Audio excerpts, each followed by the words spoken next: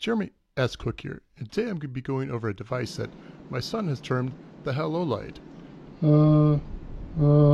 It acts just like a view meter as seen here, but it's got a little bit of a trick to it. If it gets too loud, it's actually got a function where it goes to alarm mode where it just blinks red and blue. Woo! The device was inspired by the fact that sometimes you might ask kids to be quiet, but what does it even really mean? This presents a visual representation of the actual sound levels. Now, as it just so happens, my kids just love to see if they can get into the flashing setting, but, you know, it's all in good fun. I also made this other mode here where it just lights up random colors. Really beautiful, really proud of this mode as well.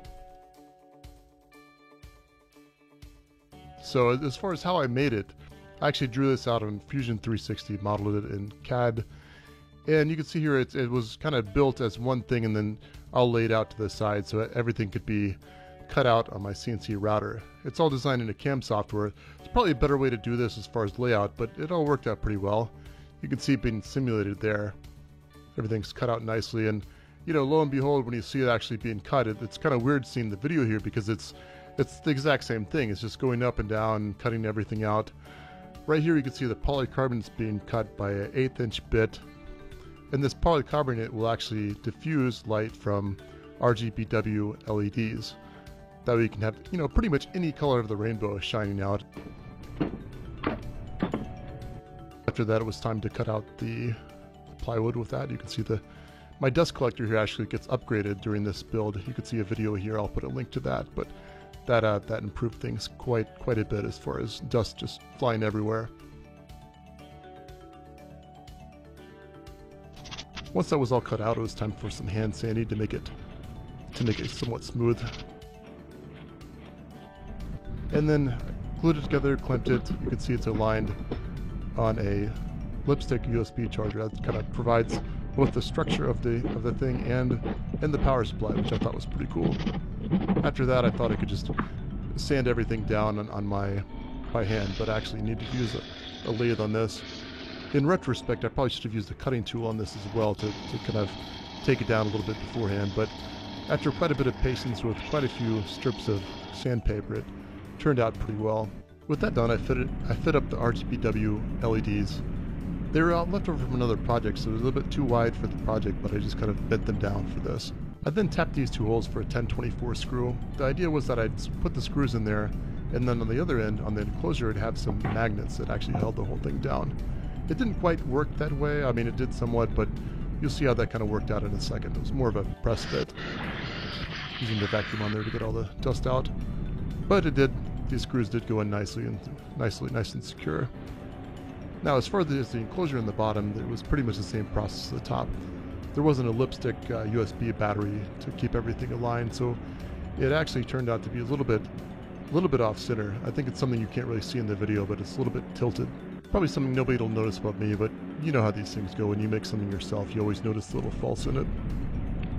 After that, it was, of course, time for a bunch of clamps and a little bit of alignment check with the drill bits here. And of course, let it sit for a few hours.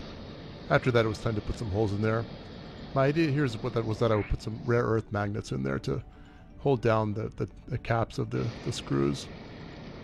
As it turned out, it probably could have just worked with a press fit because of the way it was aligned. But I went ahead and put the magnets in anyway, just because, well, you know, why not? It makes it a little bit stronger. The end of the tap actually made for a nice insertion tool, as you can see right there. And it's glued down with hot glue, as is much of the rest of this project. After that, it was time for some dark stain. It's kind of a cherry color. Looked really good. I wasn't sure how it would react with the polycarbonate, but that worked pretty well, especially after sanding it. You know, possibly it makes it a little bit darker, but the effect later was pretty good. After wiping that off, I sanded it down with some sandpaper and then put on a coat of polyurethane. Seems like I heard Pocket 83 say there's polyurethane and everything else, and I guess that's probably accurate.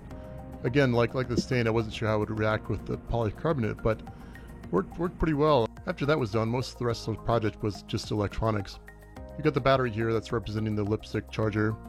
Then you got a switch to cut everything off, and then you've got the LEDs on the top. You You've also got an electret trap microphone, which is used to react to the sound.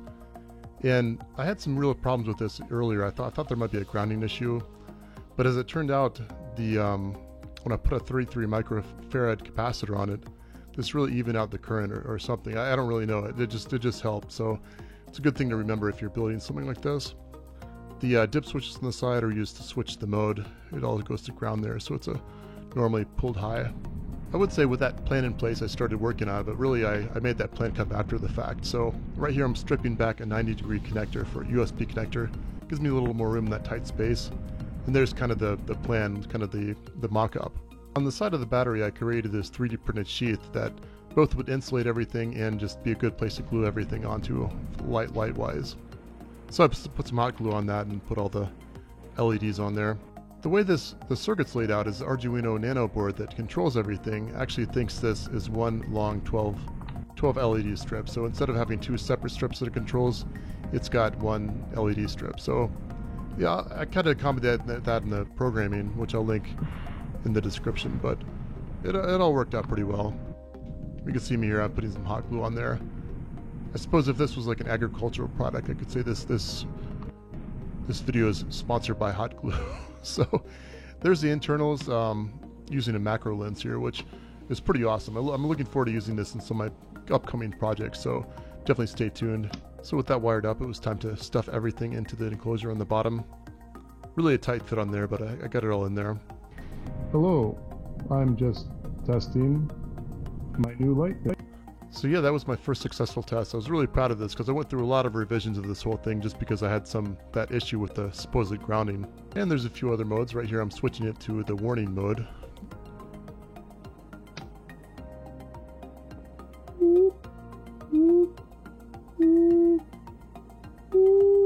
Yep, works exactly like I thought. It's looks pretty good. Really cool to see that work out like that. It's also got a white flashing mode that's kind of cool too, kind of like a heartbeat. And then this is another view of the random color mode. I hope you enjoyed the video. If you did, be sure to give it a thumbs up, consider subscribing, or even leave a comment. Thanks for watching. This is Jeremy S. Cook, signing off.